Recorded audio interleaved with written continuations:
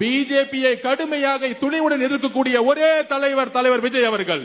குரான் மீது ஆணையாக சொல்லுகிறோம், எந்த காலத்திலும் பிஜேபியோடு எங்களுக்கு கூட்டணி கிடையாது, உறவு கிடையாது என்பதை அழுத்தமாக இந்த சேலம் மண்ணில் உறுதியுடன் கூறுகிறோம்.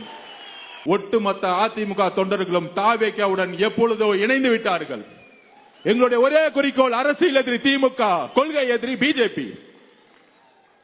ஒரே முதல்வர் வேட்பாளர், தமிழகத்தின் மக்கள் முதல்வர் வேட்பாளர் எங்கள் தலைவர் விஜய் அவர்கள்.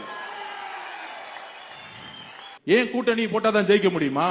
உங்களுக்கு வலுவில்லை, எங்களுக்கு வலு இருக்கு. எங்களுக்கு தெரியும் எப்படி ஜெயிக்கணும்னு. காமராஜர் கலைஞருக்கே அவர்கிட்ட பொறுப்பை படைச்சிட்டு போயிட்டாராம்.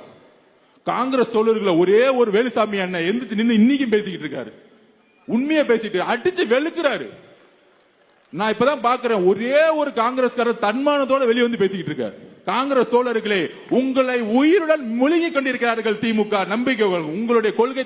ஏன் காமராஜர் எழுத்தன்னா, என்னுடைய கொள்கை தலைவர் காமராஜ் அவர்கள். நீ அங்க தொட்டா நான் இங்க அடிப்பேன்.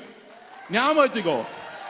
காமராஜர் தொட்டா காங்கிரஸ்கார வரான்னு இல்லையோ, தாவேக்கா வரும், டிவிக்கா வரும்டா.